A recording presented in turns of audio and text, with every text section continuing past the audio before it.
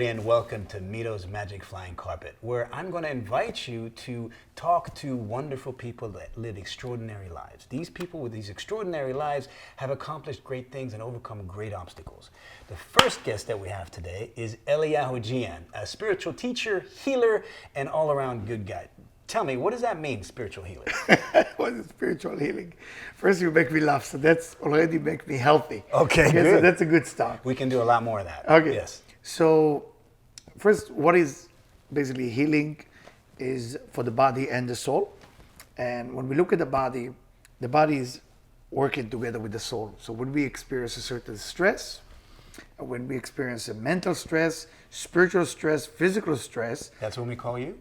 That's what you call me. Okay. Yes, that's what you call me. Okay. So when I call you, what happens? So I call you and I say, hey, listen, I got a problem in my life. My wife doesn't love me anymore. My children don't listen to me. My boss just fired me from my work. Please help. So what do you do? First, we have to tune the body and the soul to be able to handle what you're going through. Okay. I'm not here to remove the problem in your life, but I'm here to bring you to your full potential when you will be able to handle whatever you're going through in your life.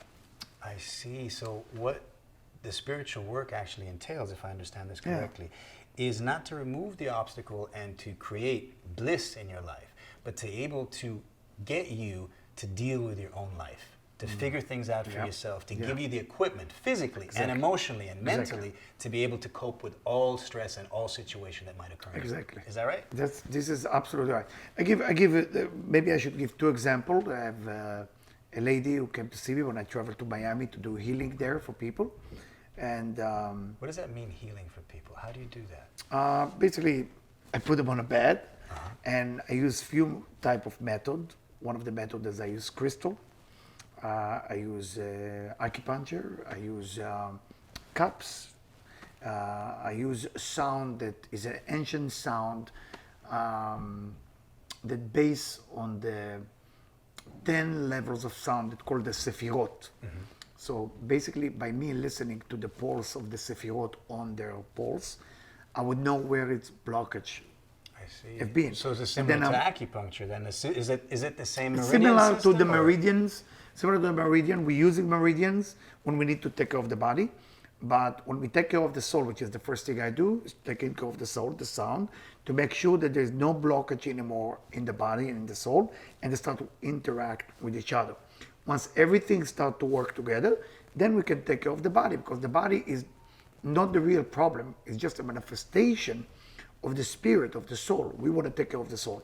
And of course, we ease by special meditation that I take the patient, I put them on the bed, special meditation that I'm taking them to another level, another dimension.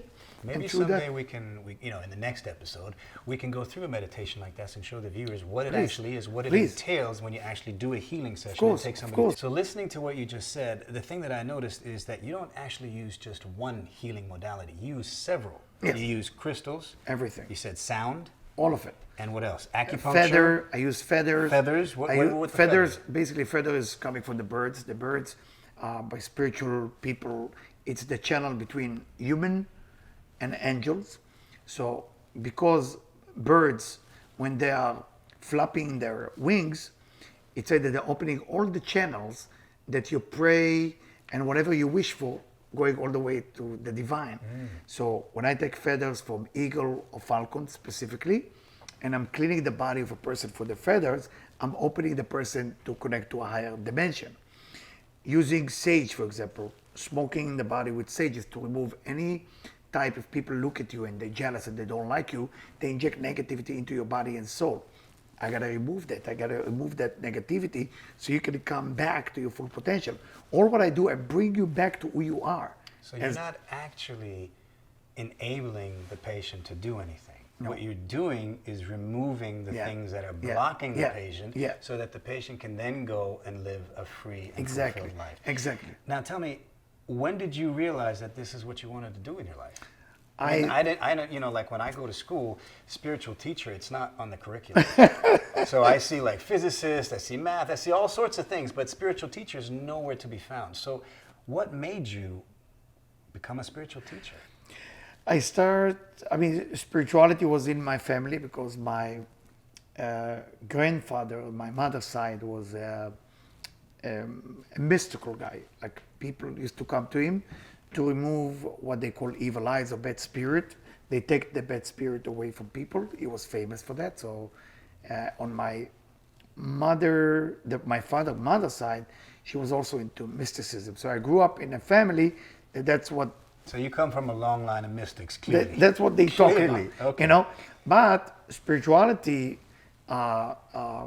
came into my life in a young age, and I love to study, I love to read, and I met many masters of Kabbalah. One of them that guided me in the United States, in America. What's his name? Rabbi Philip Berg. Okay. Okay. So Is he still with us? he's no longer with us. He's no longer with us. No longer Okay. with us. So So- do you still have a? Because I asked this question because Yeah. I know a little bit about Eliyahu. Yeah. Do you still connect to your master, even now that he's not here anymore? Yeah, of course. Come to me in the dream and in the vision, and of course we have argument, we have Whoa, debate. whoa, whoa, whoa, whoa. You have an argument with a dead person? How does that course. work? How does that work? Well, the dead people just don't have the body, but the spirit is still here. And once you get to a certain deep meditation, or if you're opening what we call the third eye chakra, okay, here, or it's actually not even here, it's actually above your eyes. When you're opening that, and as you can see that I'm wearing a blue string on me. Yeah. This Can blue we just, string. Can we just show that string to everybody? Yeah. If This we can is get it off when the I need watch. when I need I don't think you're gonna see it, but All right. when I need to know thing, and I can give it to people, when I need to know thing, I put it. I try not to put it for too long because it's activated all dream that you want to know. There is red string, blue string, green, and purple. With the blue string, opening yourself to see everything. It's a blue string that I took with me to Israel. I surrounded by a grave which is 3,000 years old, and it take the energy of a person who knew the future. So when you want to know something, you put it on you. If you want clarity in your life, I always tell people it's not for everybody because you're going to start knowing too much. Better not to know. Sometimes So the system is always the same. Whatever you want, you have to give. So if you are trying to get more clarity, you have to go to a person who's had that, even if that person is dead. Exactly. So just by being in the same space as the energy of that dead person, Yeah. you are now getting in touch with that vibration and bringing that into your space. Yes.